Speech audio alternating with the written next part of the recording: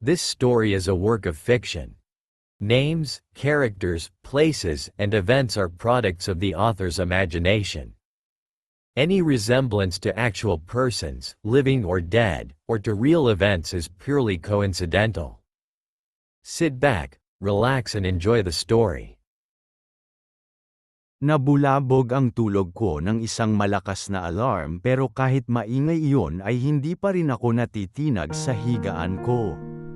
Bukod kasi sa malamig ang panahon ay hindi rin ako masyadong nakatulog ng maayos dahil sa mga nangyari kagabi. Kahit labag sa loob ko ay bumaba ako para mag-almusal at nakita kong sabay na kumakain sina Papa at Brian sa hapag habang nagkekwentuhan. Nang tuluyan akong makababa ay sinalubong ako ng ngiti ni Brian habang si Papa naman ay medyo nakasimangot sa akin. Oliver, bakit mo naman pinabayaang dito matulog sa sofa si Brian? Ang liit-liit ng sofa, hindi mo man lang pinatulog sa kwarto. Tanong ni Papa sa akin kaya nagulat ako. Hindi pa man ako nakakasagot ay lumapit si Brian kay Papa at marahan pang hinawakan ito sa braso tapos ay nagpalit ng ekspresyon ng mukha na parang nagpapaawa. Hayaan mo na po, Papa. Kung kailangan ko pong matulog sa labas para mapatunayan ang sarili ko, gagawin ko po. Sabat naman ni Brian na parang siya pa ang biktima kaya nakaramdam ako ng kaunting inis. Nako, hindi naman tama yon. Mamaya, huwag kang papayag. Kapag hindi ka niya pinatulog sa kwarto, katukin mo ako at isumbong mo sa akin. Dagdag ni Papa kaya naman napanganga na lang ako dahil hindi ako makapaniwala na mas pinipili niyang paniwalaan si Brian kaysa sa akin na anak niya. Wala na nga akong nagawa dahil parang hindi handa si Papa na makinig sa akin pero ang nakapang-iinis pa ay ang ideya na nakatabi si Brian kay Papa na dumidila pa na parang nang-iinis. Hindi ko na lang siya pinansin at dumiretso ako sa kabilang bahagi ng lamesa para magtimpla ng kape bago umupo sa harap nila. Pupunta po pala ako sa bayan para bumili ng regalo para sa anak ni Jasmine. Birthday niya kasi at imbitado ako. Paalam ko kay Papa pero napansin ko ang pagkabigla sa mukha niya. Sa tingin ko ay nag-aalala lang siya dahil halos masiraan ako ng ulo noong mga panahong umalis ito para pumunta ng London pero sa ekspresyon niya ay parang higit pa yon sa alam kong dahilan. May sinabi ba sa'yo si Jasmine? Tanong ni Papa sa akin. Wala naman po. Sinabi niya na 5 taon na ang bata ngayon kaya ibibili ko siya ng regalo na angkop sa edad niya. Sagot ko naman. Sige pero mag-iingat kayo.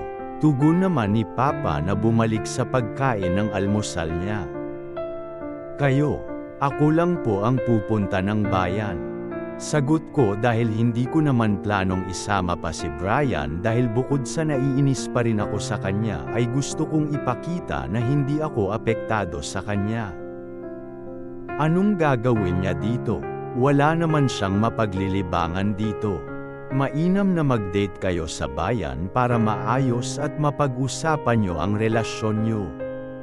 Giit naman ni Papa kaya napasinghap ako. Hindi ko alam kung ano ang mga sinasabi ni Brian kay Papa pero mukhang boto siya dito. Papa naman, siya na lang kaya ang anak mo? Naiinis na wika ko tapos ay nang asar muli si Brian na dumila pa kaya naman nagawa kong ibato sa kanya ang piraso ng tinapay na hawak ko. Mabilis lang na natapos ang pagkain namin. Umalis na rin si Papa kaya iniligpit na ni Brian ang pinagkainan namin. Hindi ko na rin siya pinihilan dahil sa totoo lang ay ayaw ko muna siyang kausapin.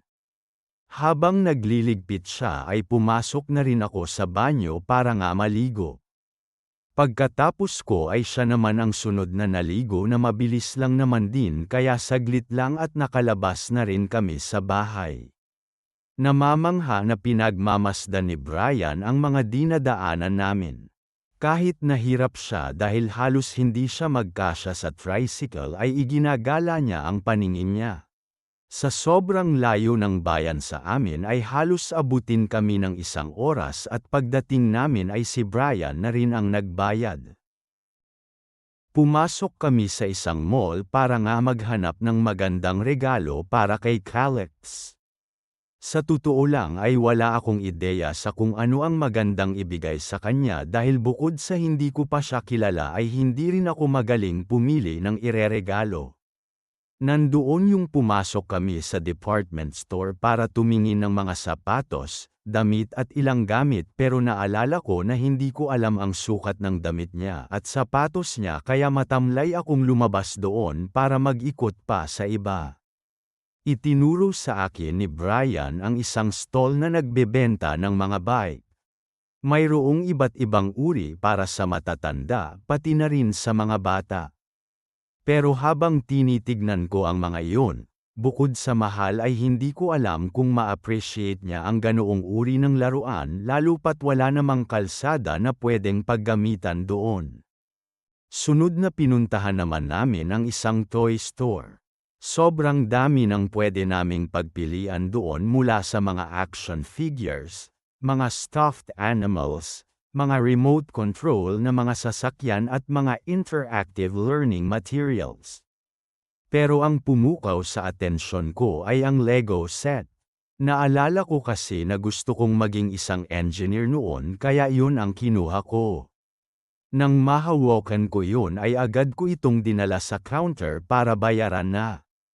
Buti na nga lang at may gift wrapping section sila kaya hindi na ako nahirapang ibalot pa ito na mabilis namang ginawa ng mga staff. Hindi ko kinakausap si Brian pero pinapanood niya lang ako habang nakangiti na parang ewan. Hindi ko siya pinapansin at kunwari ay hindi siya nag-e-exist pero nakasunod lang siya sa akin. Maya-maya nga ay dumaan kami sa isang jewelry store at habang tumitingin ako ng mga accessories na pwede sa isang bata ay nagsalita na si Brian. Sure ka ba na dito mo bibilhin ang engagement ring na gagamitin mo para alukin ako ng kasal? Nang aasar na wika niya. Medyo malakas pa ang pagkakasabi niya kaya naman narinig ito ng 2 staff na babae na parang kinikilig pa sa narinig. Asa ka naman? Sagot ko pa kaya mas lalo siyang natawa. May nakita ako na isang kwintas na may pendant na letter C na medyo sapat ang sukat para sa isang bata kaya naman itinuro ko yon sa staff para makita at mahawakan. Dahil maganda yon ay sinabi kong ibalot ito at agad ko din namang binayaran. Hindi ba masyadong marami ang regalo mo na binili para sa isang bata?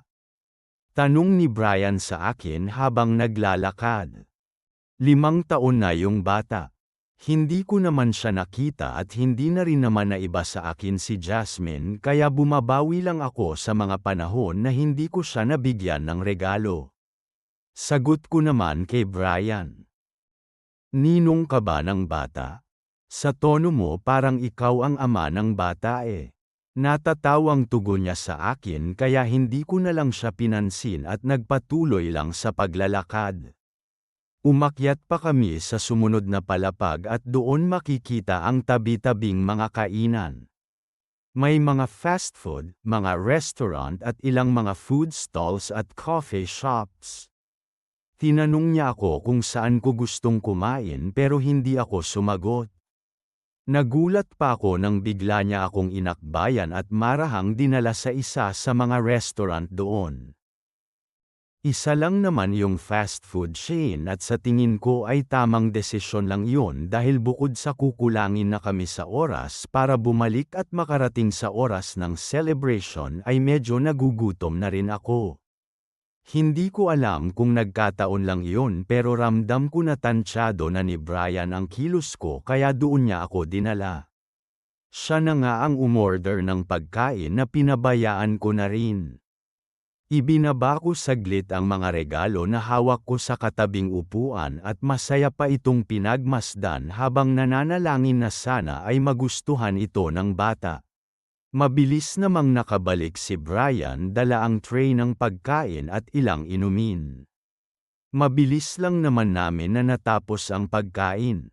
Pagkatapos noon ay naglakad na kami palabas ng mall para nga sumakay na ulit pabalik sa barangay namin diretso sa pagdadausan ng birthday ng anak ni Jasmine. Nasa harap na kami ng nakabukas na gate ng bahay ni na Jasmine. Kahit wala naman sa plano ko ang isama si Brian ay wala na akong nagawa, kaya naman sabay na kaming pumasok habang hinahanap ang mga kaibigan ko. Nakita ko agad ang mga kaibigan ko na sina Jepoy, Jack, Binsoy at sa harap nila ay masayang nakikipagkwentuhan si Jasmine. Habang naglalakad papalapit sa kanila ay nadaanan ko pa ang mga magulang ni Jasmine na sina Tita Lorna at Tito Nestor, kaya nagmano ako. Nakita ko nga ang gulat sa mga mukha nila nang makita ako. Alam ko na dahil ito sa naging relasyon namin ni Jasmine dati, pero wala naman akong intensyon na manggulo. Nandito lang ako para bumati at sumalo dahil inimbita ako. Pagkatapos ko silang batiin ay naglakad naman ako sa pwesto ng buong barkada na nasa dulo dahil halos mga kaedad namin ang nandoon na mukhang kanina pa nag-iinuman. Medyo napangiwi nga ako nang mapansin na namumula na sina Jepoy at Jack sa gitna ng tirik na araw. Mga pare, si Brian pala. Pakilala ko kay Brian sa barkada. Napansin ko nga na nagbulungan sina Jepoy at Jack na parang naalala na minsan ko nang binanggit si Brian sa mga kwento ko, pero tumayo naman sila para makipagkamay dito. Masaya kaming makilala ka sa wakas, pare. Saad ni Jack na parang tinatakot si Brian kahit na sa tindig niya ay hanggang balikat lang siya ni Brian. Pansin ko na medyo nagtaka si Brian sa bati nila, kaya tumingin ito sa akin, pero agad naman akong nag-iwas ng tingin at hinarap si Jasmine, tapos ay inabot ang regalo kong Lego set bago bumalik na sa pagpapakilala sa kanila. Sina Jack pala, ito naman si Jepoy. Pagpapakilala ko sa dalawa kong kaibigan. Tapos si Binsoy, hindi ba nakilala mo na siya? Dugtong ko pa. Masaya akong makilala kayong lahat. Sagot naman ni Brian, pero kay Jack at Jepoy lang nakatingin. Kulang pa kami ng isa. Wala si Paco kasi nasa Maynila siya, pero makikilala mo din yun. Wika ko pa bago kami naupo sa bakanteng silya. Maya-maya nga ay nagsimula na ang programa at lumabas na ang mga clown para sa mga palaro at ilang magic tricks. Bukod sa ngiti ng mga bata ay nakita ko rin ang pagkamangha ng mga matatanda na nag-participate din nang magtawag ito ng mga gustong pumunta sa harap. Dahil si Jepoy na lang ang hindi pa nagpa-participate sa pwesto namin ay itinulak namin siya papunta sa harapan. Grabe ang sigawan ng iba pang mga table dahil may kanya-kanya silang mga pambato. Dahil adult version ito ng Bring Me, ang premyo natin ay isang set ng tuba. Natatawang wika ng clown kaya malakas ang naging hiyawan namin. Okay, bring me. Pambibitin ng clown. Tsinelas. Sigaw niya. Nagtakbuhan nga sila para maghanap ng tsinelas at dahil halos nakapanlakad ang lahat ay medyo natagalan sila sa paghahanap. Si Jack ay nakatsinelas lang noon kaya agad niyang ibinigay iyon ay Jepoy at pagdating niya sa harap ay isa siya sa mga naunang mag-abot ng tsinelas. Ang kaninang 4 na participants ay naging 3 na lang ngayon. Sunod naman ay pinaghanda sila ulit para sa susunod na Bring Me. Bring Me. Pambibitin muli ng clown. Bring Me. Panyo. Sigaw niya kaya nagpulasan ang lahat at naghanap ng panyo. Inilabas agad ni Brian ang panyo na nasa bulsa niya habang tumatawa ang buong barkada. Nang maiabot ni Jepoy iyon sa harap ay siya ang huling nakapag-abot. Pero dahil ang isa sa mga participants ay nag-abot ng bimpo, na-disqualify siya at naibalik si Jepoy sa pwesto kaya naman naghiyawan ang lahat ng nasa mesa namin. Ngayon ay dalawa na lang sila kaya mas naging mainit ang laban at pansin ang tensyon sa lahat. Halos lahat ng mata ay nakatutok sa kanila habang pinaghahanda muli ng clown ang susunod na utos. Okay, last round na. Sigaw ng clown kaya mas lalong nag-ingay ang mga tao. Ready na ba kayo? Sigaw pa ng dalawang clown.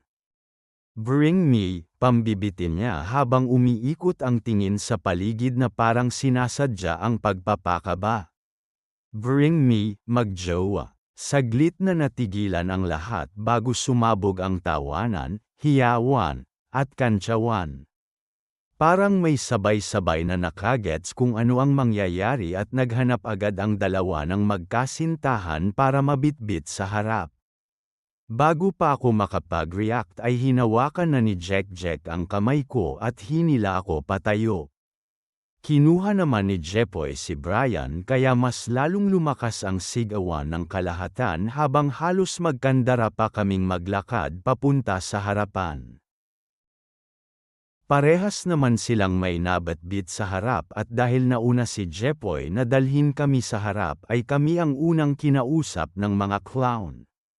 Okay, panimula nito. Magjowa ba talaga kayo? Parang hindi kami naniniwala. Biglang umingay ang lahat dahil sa sigawan at tilian ng karamihan. Kiss, kiss, kiss. Sigaw ng mga kaibigan ko sa mesa namin kaya sunod-sunod na paglunok ng laway ang ginawa ko tapos ay mahinang umubo dahil hindi ako komportable sa nangyayari. Oo nga. Para manalo kayo dapat mapaniwala nyo kami na magjowa talaga kayo. Sigaw ng isa pang clown kaya mas lalo akong nakaramdam ng panlalamig sa mga kamay ko. Sige na B-boy, para manalo tayo ng tuba. Giit ni Jepoy kaya napatingin ako kay Brian na parang handa nang humalik sa akin dahil kanina pa siya nakangiti sa akin. Medyo nahihiya man pero nasa harap na kami at ayaw ko naman ipahiya ang mga kaibigan ko kaya humarap na ako kay Brian. Hinawakan naman ni Brian ang mukha ko tapos ay marahan itong lumapit sa tenga ko para bamulong. I'll be gentle. Bulong niya sa tenga ko na nagpatindig sa mga balahibo ko. Ang lahat naman ay naghiyawan at pansin ko na kahit ang mga clown ay nakaabang kung gagawin ba talaga namin. Maya-maya nga ay marahan na siyang lumapit sa mukha ko at nagdampi ng magaan at marahang halik. Wala na akong nagawa kundi ang pumikit at ipanalangin na matapos na ang lahat. Hindi naman sa ayaw ko sa halik niya pero sobrang nahihiya talaga ako at ito ang unang beses na ginawa namin ito sa isang public setup. Pagkatapos ng hiyawan ay nagpalakpakan din ang lahat. Dahil doon ay kami ang nakakuha ng premyong tuba na siya namang kinuha ni Jepoy at itinaas para ipakita sa lahat. Ramdam ko na namumuo sa mukha ko ang pamumula habang naglalakad pabalik. Nakita ko pa kung paanong sumisigaw ang lahat sa pwesto namin na parang kabayanihan ang ginawa ko. Ngayon naman po ay tawagin natin ang mommy ng celebrant para magbigay ng mensahe para kay Calix at sa mga dumalo sa birthday party niya. Anyaya ng isa sa mga clown kaya agad na lumapit si Jasmine. Nagbigay lang ito ng mensahe sa anak niya na sana ay lumaki itong mabait at matalino. Tapos ay nagpasalamat sa mga dumalo. Nagpalakpakan naman ang lahat nang matapos siya sa pagsasalita. Ngayon naman po, tawagin natin ang daddy ng celebrant para naman po magbigay din ng mensahe sa birthday boy at magpasalamat sa mga dumalo. Sabi naman ng isa pang clown. Napansin ko na medyo natigilan ang lahat. Nakita ko nga na nakatingin sa akin sina Jasmine, ang mga magulang niya at ang kapatid niya na si Justine. Nakaramdam din ako ng kaunting kaba dahil parang hindi sila komportable pero maya-maya ay napalitan naman iyon nang lumabas si Robert, ang asawa ngayon ni Jasmine at nagbigay ng mensahe sa bata at sa mga dumalo. Medyo sumakit pa nga ang ulo namin dahil English yon at kahit wala kami halos naintindihan dahil sa accent niya ay nagpalakpakan kaming lahat. Dumating na kami sa part kung saan magboblow na ng kandila ang celebrant kaya sabay-sabay kaming kumanta ng happy birthday song bago niya hinipan ang kandila at nag-wish. Natapos naman ang celebration with flying colors kaya naman naging masaya ang lahat. May dumi ka sa mukha. Sabi ni Binsoy bago niya pinunasan ng tisyo ang pisngi ko. Nabigla ako sa ginawa niya dahil pakiramdam ko ay wala naman talagang dumi sa mukha ko. Pero nakangiti lang siya sa akin bago bumalik sa pagsasali ng alak at tsaka ito ininom. Ibinaling ko nga ang tingin ko kay Brian at nakitang nakasimangot ito ulit. Napansin ko rin naman sina Jepoy at Jekjek na parang natatawa sa reaksyon ni Brian. Agad pa nahinila ni Binsoy ang kwelyo ko at mahinang bamulong sa akin pero sa pwesto namin ay parang hahalikan niya ako. Sumakay ka na lang. Hindi ba, ayaw niyang maging totoo sa nararamdaman niya? Palalabasin natin iyon, saad ni Binsoy na nakabulong sa akin. Tumawa ka lang tapos hawakan mo ako sa hita. Tignan natin kung hanggang saan ang kaya niyang tiisin. Dugtong pa niya. Medyo late ko na na-realize kung ano ang nais niyang gawin pero sinundan ko iyon at nagpanggap na natatawa bago humawak sa hita ni Binsoy. Grabe, nakakatawa ka talaga, Binsoy. Sabi ko habang ang dalawa naming kaibigan ay nagpipigil ng tawa. Medyo nabigla nga ako nang maramdamang bahagyang umusad ang upuan ko papalapit kay Brian. Naibaling ko sa kanya ang tingin ko at nakitang nakatingin siya sa iba pero hawak niya ang sandalan ng upuan ko na parang ayaw niyang pakawalan. Dahil doon ay hindi ko na napigil ang hindi mapangiti dala ng labis na kilig. Lumipas nga ang ilang shot at nakita kong mas lalong namula ang karamihan. Medyo madilim na rin pero maingay pa rin lalo na sa table namin. Maya-maya nga ay lumabas na rin si Jasmine at umupo sa table namin para siguro magpasalamat. Salamat pala sa pagpunta niyo ah. Lalo ka na Oliver. Buti na lang talaga at umuwi ka. Saad ni Jasmine na humawak pa sa braso ko. Wala yun. Ako nga ang dapat magpasalamat. Kahit hindi maganda ang pagtatapos ng relasyon natin dati, nagawa mo pa rin akong imbitahan. Sagot ko naman kaya biglang natigilan ang lahat. Bakit? Hindi ba alam naman na ng lahat na naging magkasintahan tayo dati? Dagdag na tanong ko pa bago mahinang natawa. Hindi naman sa ganon. Hindi lang talaga namin binabanggit kasi nirerespeto ka namin. Sagot naman ni Binsoy. Okay na ako. Masaya akong makita ka Jazz at ang asawa mo. Siyempre, pati ang anak mo. Natatawang sabi ko. Hindi mo man lang ako naisip ang kuhanin bilang ninong.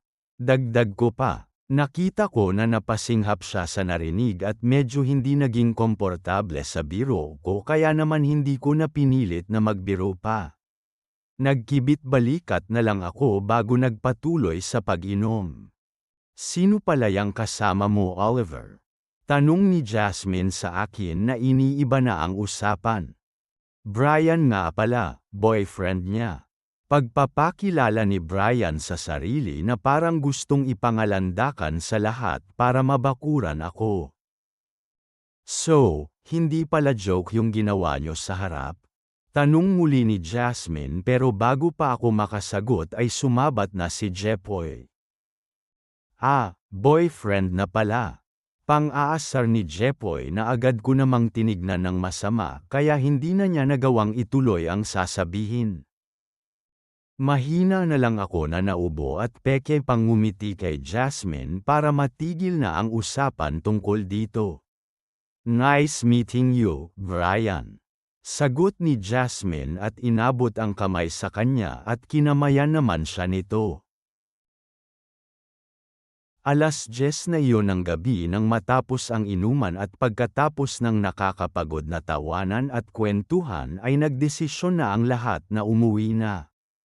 As usual, si Jepoy ay sinundo na ng asawa niya habang si Jack naman ay ginising na namin sa pwesto niya dahil halos makatulog na ito ng mahimbing pero maayos naman siyang naglakad kasabay nina Jepoy at ng asawa nito. Kami na lang nina Brian at Binsoy ang naiwan sa labas ng gate kasama si Jasmine na nakangiti lang na nakatingin sa akin. Ibig ba sabihin nito, ganun ka na?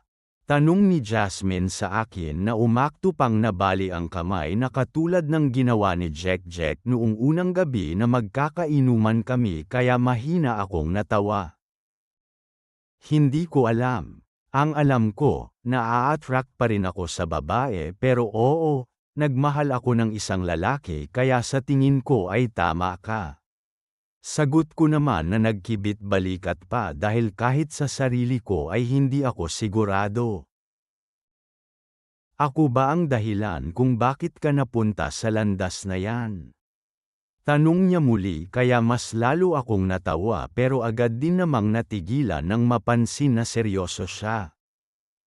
Minahal kita, Jasmine, at kung may pagkakataon akong ulitin yon sa susunod na buhay at ayusin ang lahat, mamahalin pa rin kita. Wika ko sa kanya, pero sa tagal ng panahon na hindi tayo magkasama, nasanay na ako na wala ka kaya nawala na rin ang nararamdaman ko. Pero importante ka sa akin kasi ay kababata kita. Pero huwag mo sanang isipin na naging ganito ako dahil sa sakit na pinagdaanan ko. Marami akong natutunan doon at babaunin ko yun mapababae o lalaki man ang maging karelasyon ko. Mahabang dagdag ko pa kaya nakita ko na kahit may pag-aalala pa rin sa mukha niya ay ngumiti siya bago tumango. Hinimas pa niya ako ng kaunti sa likod bago nagsalita. Salamat ulit sa pagpunta niyo ah. Papasok na ako sa loob. Mag-iingat kayo, sabi ni Jasmine kasama na sa usapan sina Brian at Binsoy bago siya pumasok sa loob. Inintay lang namin na makapasok sa loob ng tuluyan si Jasmine bago kami naglakad. Sa totoo lang ay masaya naman na ako na makitang maayos ang napangasawa niya at mayroon silang anak. Hindi na masama ang loob ko kay Jasmine pero nakadagdag ang pagiging okay namin sa bigat na nararamdaman ko at sa tanong na paulit-ulit na gumugulo sa utak ko simula noong birthday ko. O paano ba yan, B-boy? Uuwi na tayo, sambit ni Binsoy na umakbay pa sa akin. Nakita kong nagtiim ng kamao si Brian kaya naman tumingin ako kay Binsoy na nagsasabi na itigil na namin ang harutang ginagawa namin. Mukhang naintindihan naman niya yun agad kaya mahina siyang natawa. Pare, relax ka lang. Kaibigan ko lang si B-boy at isa pa, may boyfriend na ako. Saad ni Binsoy. Pero seryoso, sana kung anuman yung totoong nararamdaman nyo, magandang magpakatotoo na kayo. Kaysa naman nagtataguan kayo lagi ng feelings. Nakakapagod yun, dagdag pa niya. Huwag mo kaming utusan kung ano ang gagawin namin sa relasyon namin. Sagot naman ni Brian na parang mainit na rin ang ulo kaya napakunot ang noo ko. Huminto ako saglit sa paglalakad at hinawakan si Brian sa braso na parang sinasabi na huwag siyang maging matigas at itigil ang pagsusungit sa kaibigan ko bago humarap kay Binsoy. Sige, Binsoy, mauna ka na. Mag-uusap lang kami ni Brian. Pakiusap ko sa kaibigan ko kaya nagkibit balikat naman ito at naglakad na nga mag-isa pa uwi. Nang makita ko na medyo malayo na siya ay hinarap kong muli si Brian. Ano bang problema mo? Bakit mo inaaway ang kaibigan ko? Paninita ko kay Brian na may halong inis. Paano kasi, kung makadikit sa'yo yung makong na yun? Saad niya na parang hindi alam kung ano ang idudugtong. Tapos may boyfriend pala, naiinis na dugtong niya. Kaibigan ko nga lang siya. At ano naman sa'yo kung may dumikit sa akin? Ipapaalala ko lang na hindi kita boyfriend. Magkaibigan lang tayo, hindi ba? Dagdag ko sa kanya. Napansin kong natigilan siya sa sinabi ko at bahagyang napayuko kaya nakaramdam ako ng kaunting awa. Sinabi ko naman kasi sa'yo, huwag ka nang mag-entertain ng iba. Mababang boses na saad niya. Hindi naman ako nag-entertain ng iba. Ikaw lang itong nag-iisip ng hindi maganda. Ang problema kasi sa'yo, ang dami mong pakulo, pinapakita mong possessive ka pero hindi mo masabi kung ano talaga ang nararamdaman mo. Mahabang saad ko pero nakatakas na doon ang bakas ng inis. Nakaramdam nga ako na medyo nagtaas na ang boses ko kaya medyo nahiya ako at tumingin pa sa paligid.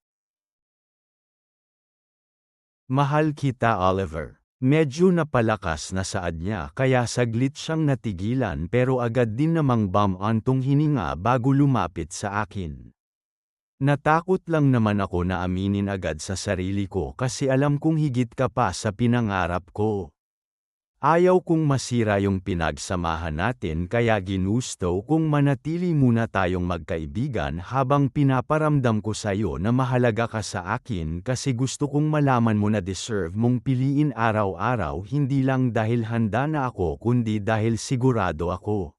Mahabang dagdag ni Brian. Napasinghap ako sa mga narinig ko kasi ay hindi ko inaasahan na ngayon siya magpapakatotoo sa nararamdaman niya. Para akong napako sa kinatatayuan ko at hindi ko alam ang gagawin. Pero sa tuwing nakikita-kita na masaya na may kasamang iba, nababasag ako. Mariing saad pa rin ni Brian. Kaya noong nalaman ko na hindi ka na babalik, doon ko na-realize na hindi ko pala kayang mawala ka. Huminga pa siya ng malalim bago muling nagsalita. Pasensya na, Oliver, if I made you feel that you were taken for granted. But if you give me a chance, I will do anything just to make you stay. Dugtong pa niya. Nakita ko kung paanong nagunahan ang luha sa mga mata niya kaya naman inangat ko ang mukha niya at marahang dinampian yon ng isang halik. Hindi siya nagsalita at wala rin akong sinabi pero kinuha ko ang kamay niya at pinagsaklob iyon. Ito ang unang pagkakataon na hinawakan ko ang kamay niya at kahit may luha pa rin ay nakita ko ang ngiti sa mga labi niya habang naglalakad kami ng mabagal pa uwi. Nang makarating kami sa bahay ay magkasunuran kaming naligo. Hindi naman nagtagal iyon at paglabas ko ay nakita kong nakaupo siya sa gilid ng kama ko habang tuwalya lang ang saplot na nakangiti pa sa akin. Masyado ka naman atang masaya sa kama ko. Tanong ko sa kanya kaya agad na nawala ang ngiti sa mga labi niya. Teka, isusumbong kita kay Papa kapag pinaalis mo ako dito. Sagot naman niya na nakayakap pa sa isa sa mga unan na parang bata. Marahan naman akong lumapit sa kanya habang nakatitig ng malalim sa mga mata niya. Magsusumbong ka ba kung gagawin ko ito? Tanong ko sa kanya bago nagbigay ng mababaw na halik sa labi niya kaya napangiti siya. Sa puntong ito ay nakaupo pa rin siya sa kama habang ako ay nakatayo tapos ay nakapatong ang mga kamay ko sa balikat niya. Pero mabagal at maalaga niya akong inihiga sa kama tapos ay pumaibabaw sa akin bago siniil ng banayad pero malalalim na halik na parang iniingatan niya ako. Marahan din niyang pinagsaklob ang mga kamay namin pero ngayon ay sumisisid na ang mga halik niya sa likod ng tenga ko, sa leeg tapos ay sa iba pang bahagi ng katawan ko. Hindi ito kagaya ng mga naunang pagkakataon na ginawa namin ito. Sa bawat dampi ng mga labi niya, sa bawat haplos at sa bawat hawak niya ay ramdam na ramdam ko ang pagmamahal. Saglit siyang huminto para tignan ako sa mga mata. Kahit madilim sa kwarto ay kitang-kita ko ang kumikinang niyang mga mata mula sa liwanag ng buwan sa nakabukas na bintana. Mahal kita, Oliver. Hindi na ako mag-aalinlangan na sabihin at iparamdam iyon. Mababang boses na wika ni Brian sa akin. Mahal din kita, Brian. Sagot ko naman bago niya ako binigyan muli ng isang malalim na halik. At ngayong gabi, isinuko ko muli ang sarili ko sa kanya pero sa pagkakataong ito ay may pagmamahal na iyon at kahit ilang beses akong mahulog, alam kong may sasalo na sa akin.